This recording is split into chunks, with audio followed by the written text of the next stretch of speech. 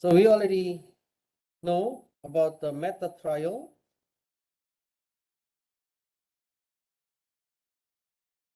Whenever we have method, we will call it from the main method. Let's say this one, methods call methods.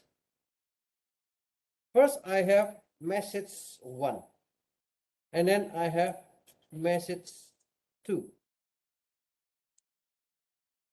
When I have this one, you need to understand the sequence.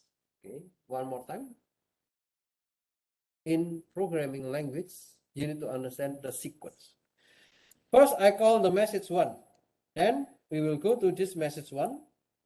Print this is message 1. After we finish with this one, it will return back here. And then we will go to message 2. What is message 2? We will go to message 2. We will print this is message 2. And then I can call another message. This is message 1. Because I have message 1 here, I go to the message 1. And then I print this message 1. After I finish this one, then it will return back here. Because we have not finished with the message 2. So we will do this statement, and after we finish this, we will return back to the main method here. The result will be like this. I have the method call method.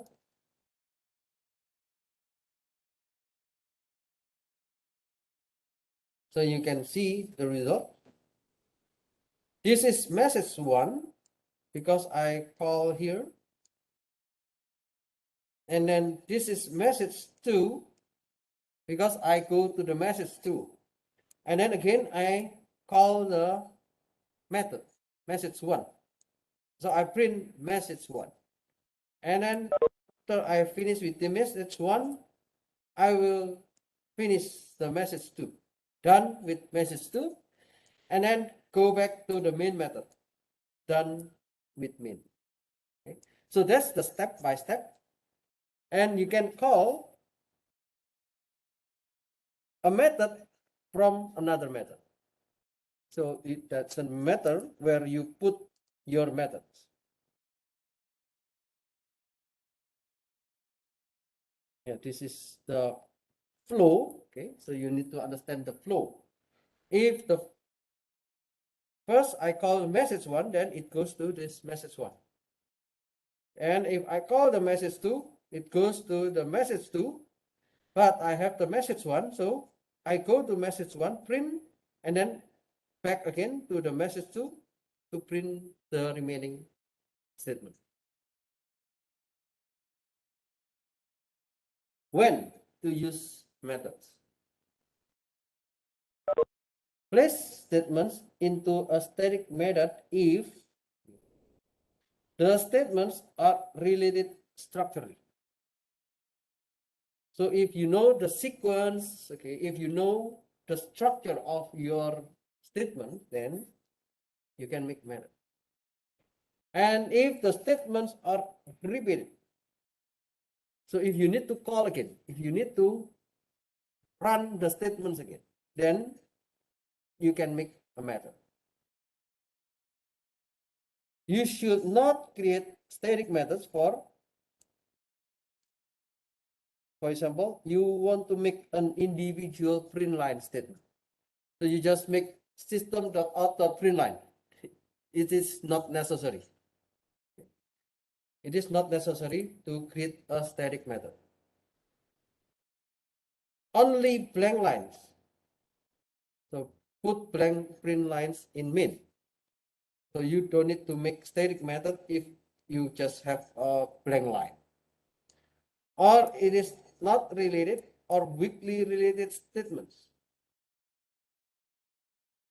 Yeah, you can split the methods into 2 smaller methods.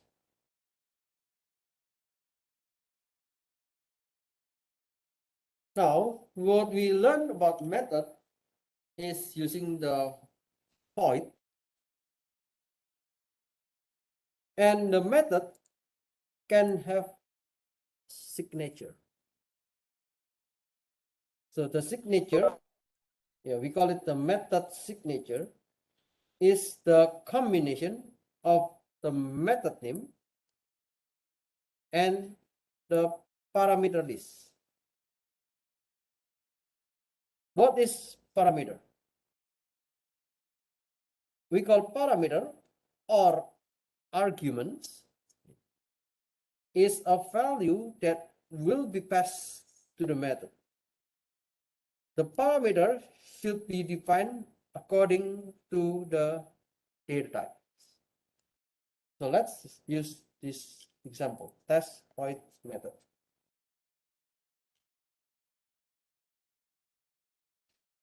We have test void method.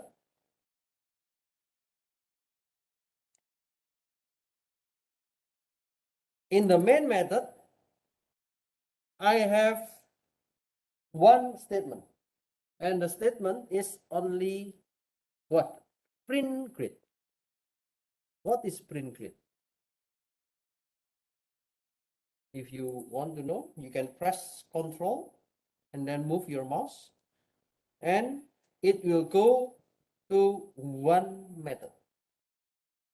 So this is the method name print grid, and it is the public static void.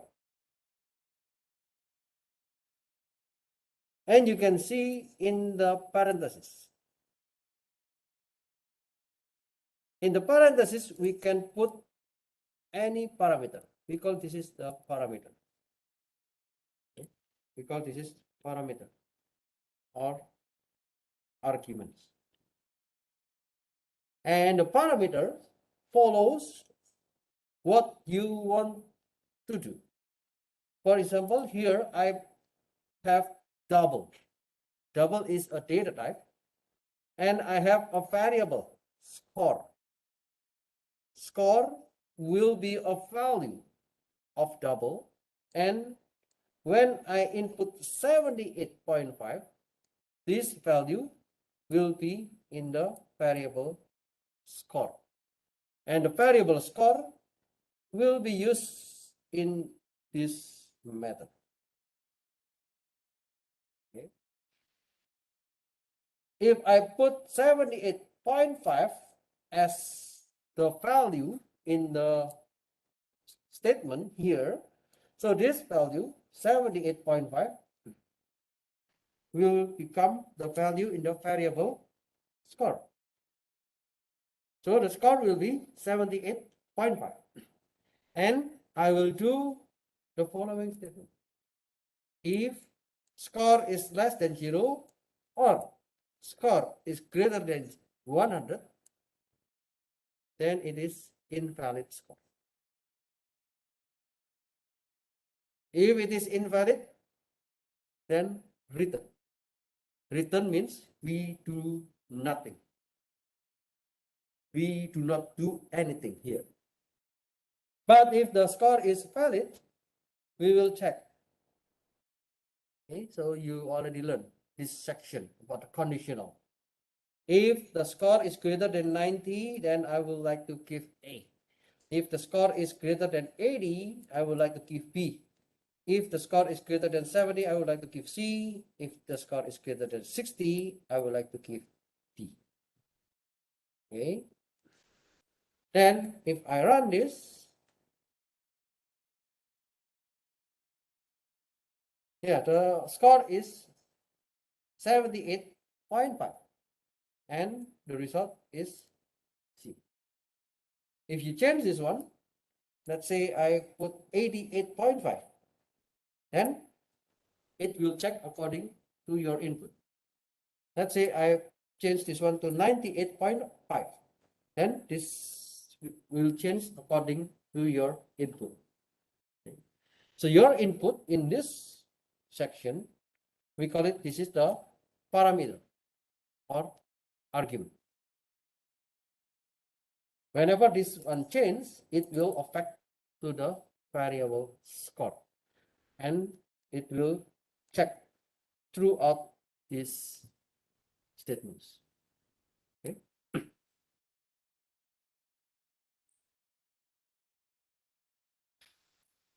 We can have one parameter. So if it is only one, then we have only one variable.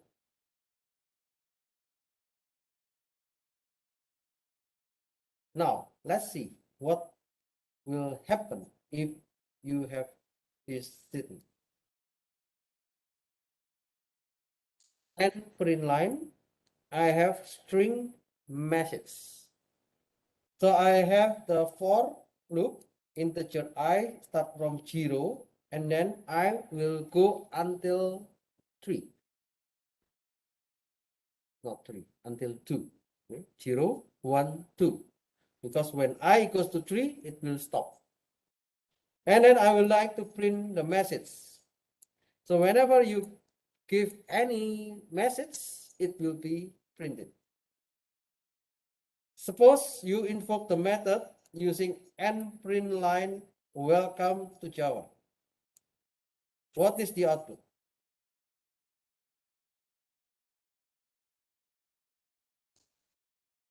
nPrintLine. This is the method name. nPrintLine. It is the method name. And then string message. So this is the message. And I would like to print for 3 times. Then I will get the result. What is the output? Welcome to Java. And then welcome to Java. And welcome to Java for 3 times. Okay. What about this?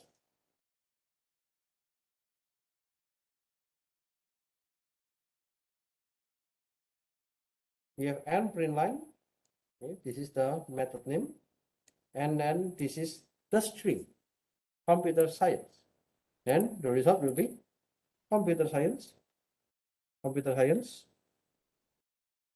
and computer science. Okay, so there will be 3 types of computer science. So you can check on the method with one parameter.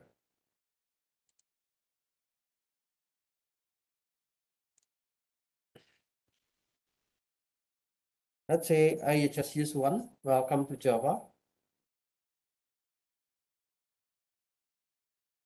Welcome to Java will be printed 3 times because it is a loop for 3 times. If you put the comments here, if you run this statement, then it will be computer science for 3 times.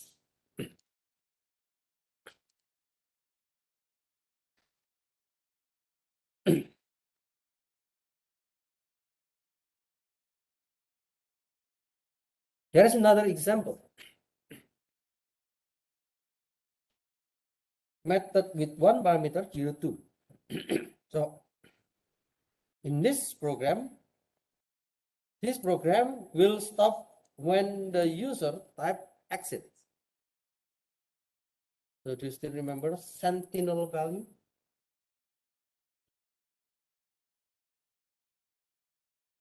So the sentinel value is a value to stop your program. In this case, I would like to use the word exit. So if I type exit, let the program stop.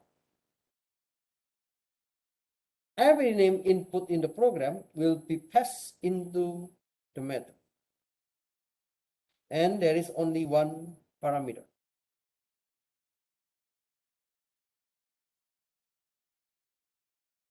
So here you can see I would like to get the input from users, and the name let's start with blank. And then I would like to make the name. If name is not the same with exit, then print input your name. And in this case, I assume that the name is only one word. Okay. I would like to print the name, and the name is a variable which is a string. So the string can be passed into this variable. I want to print the name, and the string is its name. Now it becomes the variable n. I would like to check n equals ignore case exit. So if it is not exit, then I would like to print n. And again, print is a good name. After we finish this, we will go back here. Is the name equals to exit? If it is not, then it will keep looping until we got exit. So you can check method 1 parameter 02.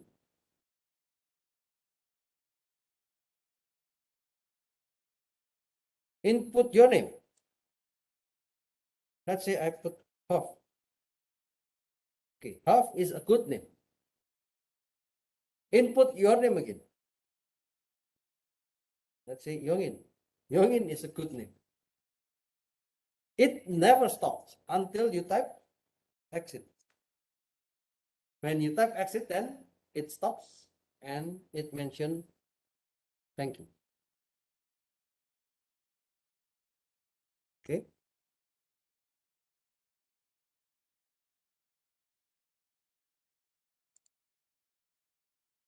When you create a method, you can make the methods with more than one parameters.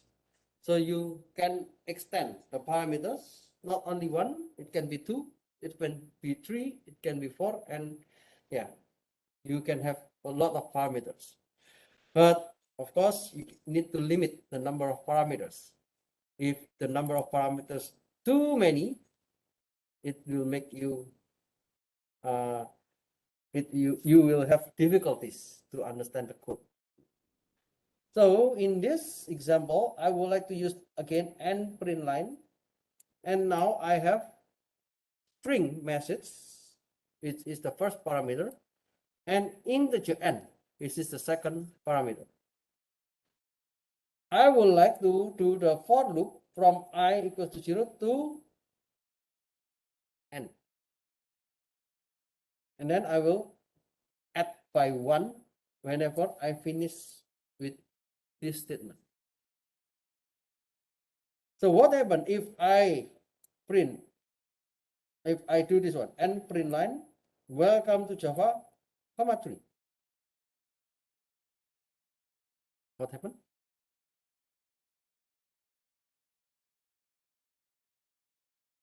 The message is welcome to Java. The n equals to 3. Then this n will be the loop. Okay. Then what is the output? We will see the output. Welcome to Java for 3 times because we input 3. Now, what happens if I have this n print line computer science, comma 7? So 7 will be the value for variable n. So what is n? N is the limit for the iteration. Then we will do the print line until 7 times.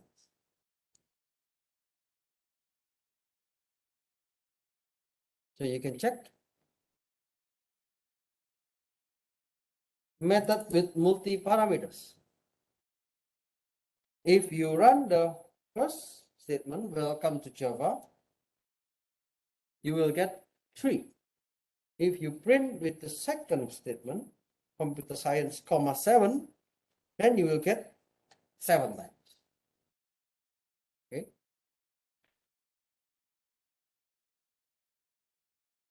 So this number becomes the value of variable n, and n is the limit or the iteration.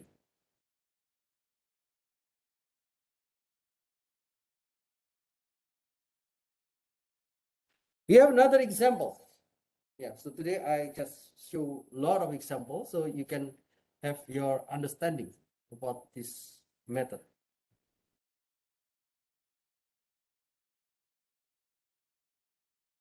In this example, we have two parameters, or yeah, we have more than one parameters.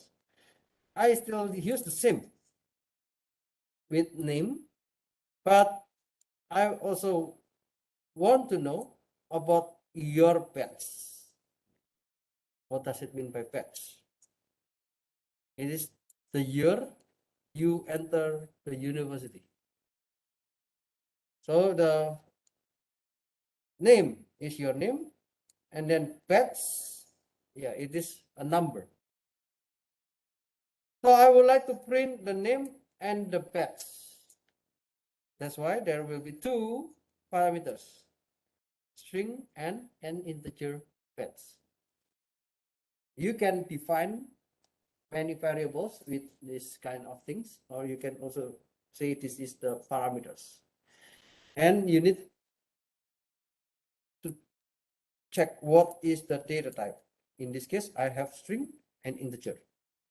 You can also use double, you can use byte. So any data type is okay.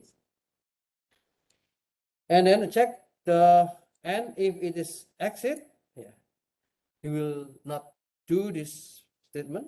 But if it is not exit, you print n, it is a good name in the pets of something. So we go to the method with multi-parameter 02. Method with multi-parameter 02.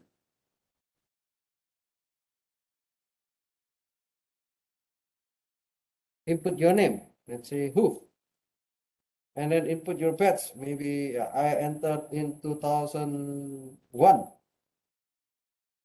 Okay, hoof is a good name in the pets of 2001.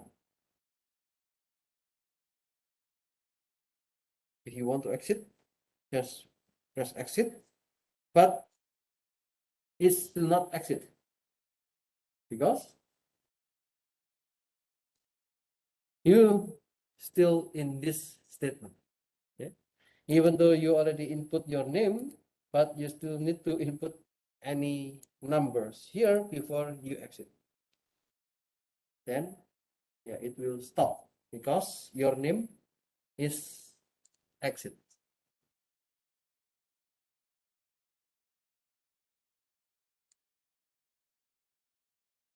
Okay. What is static method with void?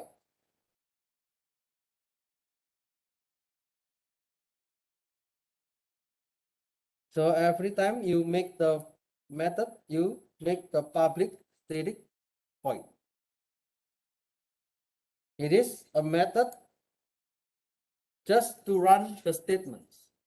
There is nothing to do with the return value. So we will learn about the return value after this one. What is a method with one parameter?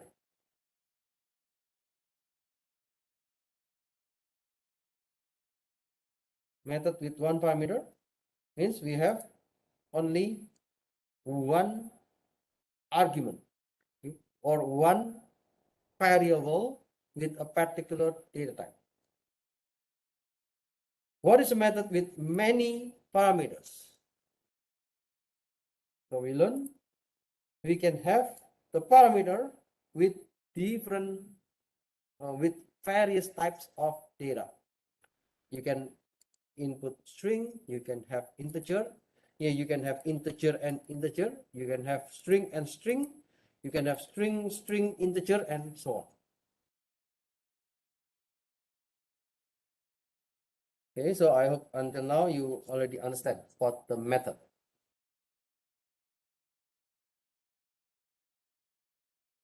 When we learn about methods, in the first part, we learn about void. When we have void, it is a method to run your statement. But we have another method, we call it methods with written values.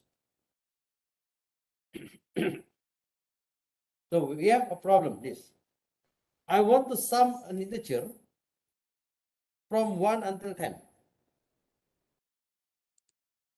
Sum of the integers from 1 until 10. That means 1 plus 2 plus 3 plus 4 and so on until 10. And then I also want to do sum of integer from 20 to 20, 20 to 30. So 20 plus 21 plus 22 until 30. And also I want to do the sum of integer from 35 to 45. The problem is the same, sum of integers. The only difference is the starting number and the ending number.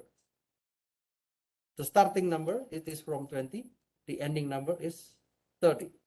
The starting number is 35, the ending number is 45. So how can we make the Java code with methods? In this case, I would like to put the written values because I want to know the sum of integers.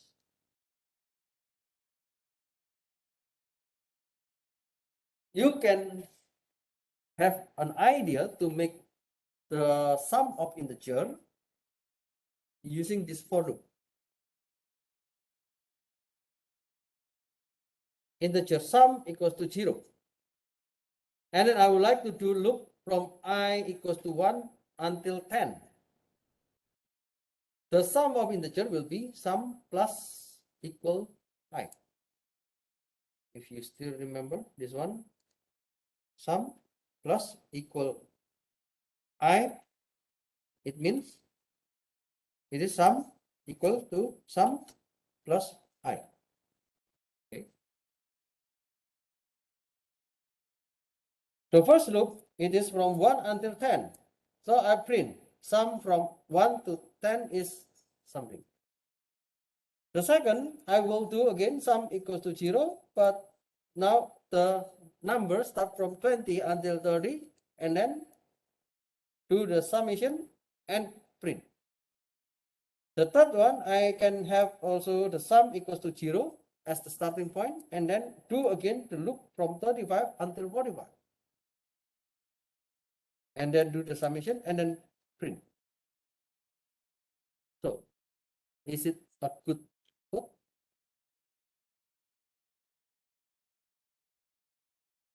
You can simplify this code because there are so many lines. We can use the same statement. It is the same statement. It is the same statement. It is the same statement. The only difference is the number. The only difference is the number. The number. Okay. Then we can make very simple code. We call it the method. And now we are making a method with written values. So the method with written values, if you see here, in the first part, we learned about public static void. If you make void, then you will just do the statement. But if we have the data type here, public static int. So I do not use void, but I use a data type, which is integer. Then after you do the statement sum equals to 0, and then for integer I equals to I1. I1 here, it will be the beginning of the loop. And then I have I2, it will be the ending of the loop. And then I will do the summation. And then at the end, I would like to return. So the result will be shown. In the main method, I will just call sum from 1 to 10 is, I call the function sum 1, 10. And then I call sum 20, 30. And then I call sum 35, 45.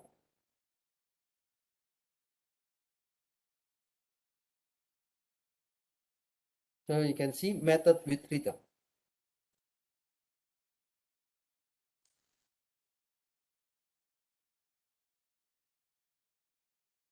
You just make one method and you can use it for 3 different statements.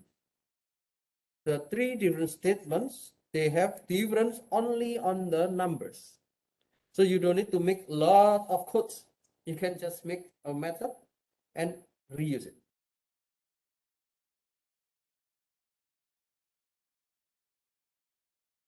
So here, sum from 1 to 10 is 45. How we can get 45? 45 is the result of this method. This method will return an integer. So let's suppose I change this one to point. What happened? It is error. Because we have return statement. When we have return statement, it means your method should also return a value that is the same with this variable. This variable is integer. Then you need to put integer.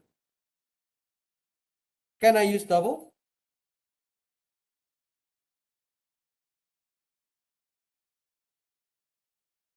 Yes, you can use double.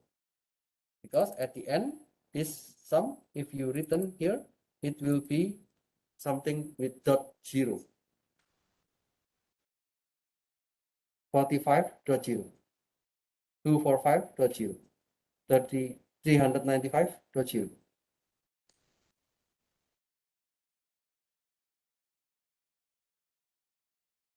So this is the method with return statement.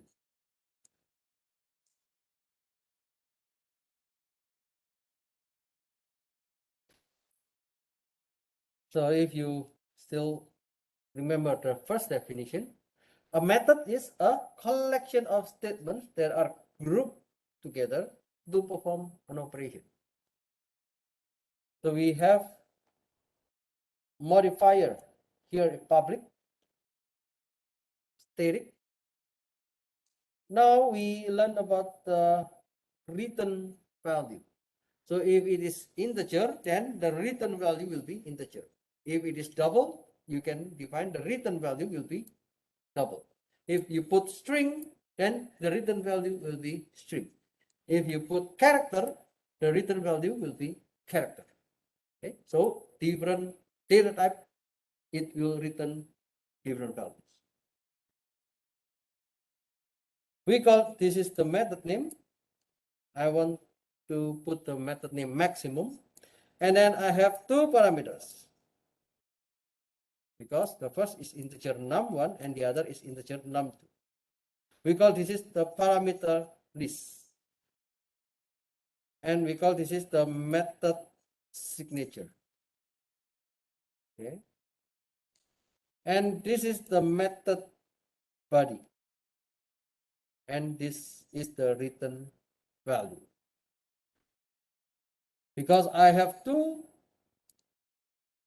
numbers here, then whenever I call this function max, I need to input 2 different values, x, y, in order to find the value of z.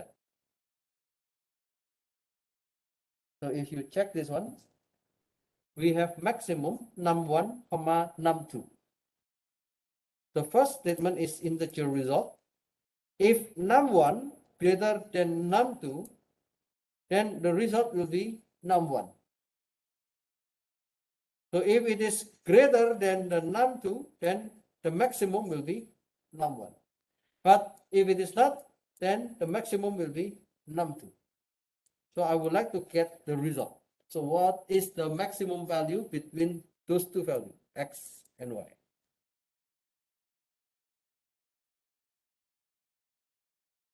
So because this is the method signature, it's the combination of the method name and the parameter list. And the variables defined in the method header are known as the formal parameters. When a method is invoked means when a method is executed, you will pass a value to the parameter, and this value is referred to as actual parameter or argument. So this is what we call as the actual parameter. And there should be one written statement. A method may return a value, and the written value type is the data type of the value the method returns.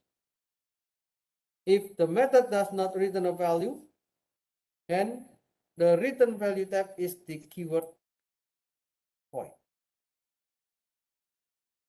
So I can say if it is a void, no return statement. If you specify any data type, let's say integer, double, or anything, string, then it is a method with return statement.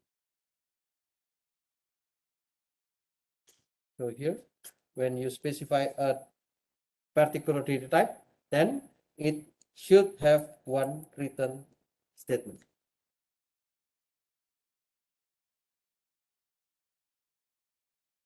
So let's see how we can use the methods, calling the methods. Test maximum.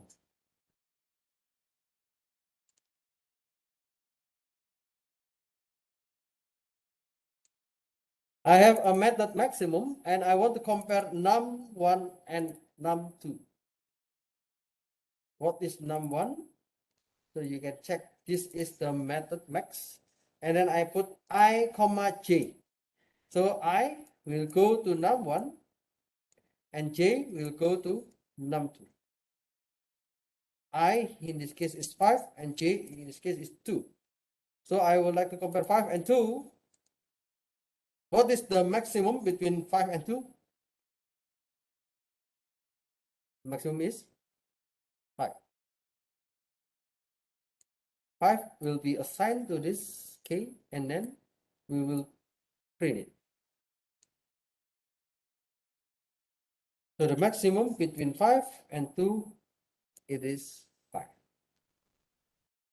So we can see from this condition, we want to check which value is higher between num1 and num2.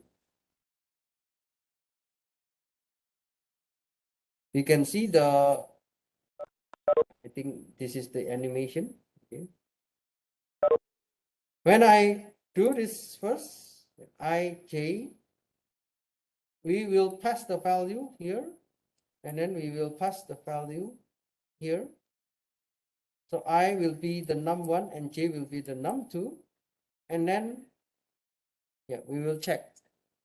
I is now 5, j is now 2, and then when I invoke the maximum ij, it will go to this method and pass the value of I to num1, pass the value of j to num2, and then I would like to declare a variable result, and I check. Num1 is greater than num2. Yes. Then num1 is 5 and result is 5 because 5 is greater than 2. The result 5 will be written to k. So k now becomes 5, and then we will print the statement k, which is 5.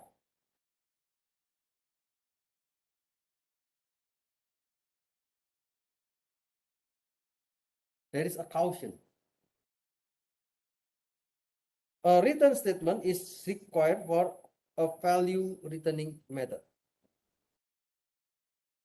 So the method shown below in A is logically correct, but it has a compilation error because the Java compiler thinks it possible that this method does not return any value.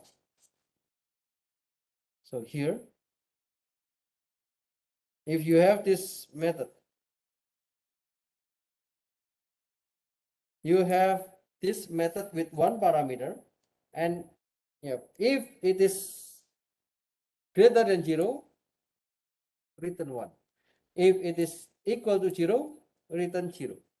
If it is less than 0, return -1. It seems it is correct. Okay. But when you put in Java, it is not correct. The correct one should be like this one. If n is greater than 0, return 1. If n equals to 0, return 0. Else, just return -1. So to fix the problem A, you can delete if n less than 0. So that the compiler will see a return statement to be reached regardless of how the if statement is evaluated.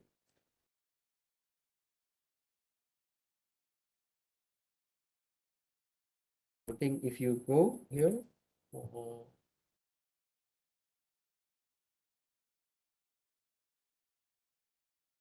let me make a new class, example 01 with a main method.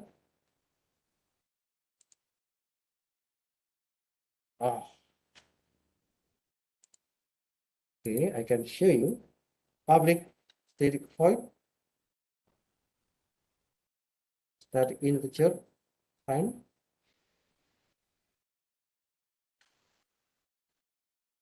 And then, you can see there is an error message here.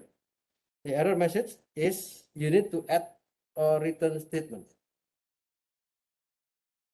So when you have this one, let's say this is one parameter integer n, and I would like to give any condition.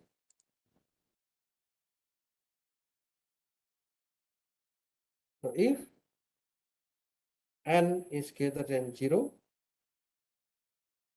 then return 1.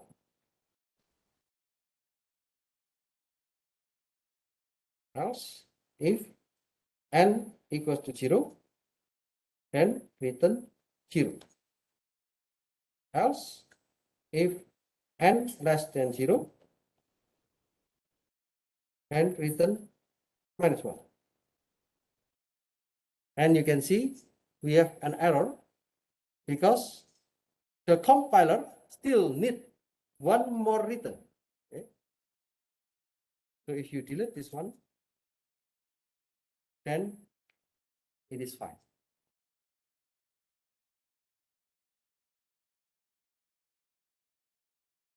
Good.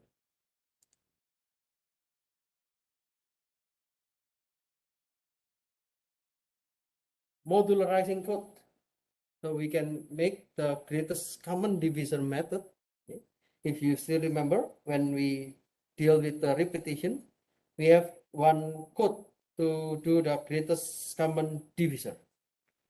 For this problem, we can make the module, or we call it is modularizing code. Methods can be used to reduce redundant coding and enable code reuse. And the methods can also be used to modularize code and improve the quality of the program. So in this case, I can just use the greatest common divisor with a method. So every time I call this GCD method, if you still remember, there are some statements to find the greatest common divisor. So those statements, I put it into the method. And what I need to do here is only to get the input from users and then to show the output. And the output will be the GCD N1, N2 from the numbers that the user input. And then here we will check based on what we already learned before about the greatest common divisor. But now we are making a method. So you can see if it is enter the first integer 16 and the second integer 24. Then the greatest common divisor for 16 and 24 is 8. Okay. Okay, I need to stop here. Any questions?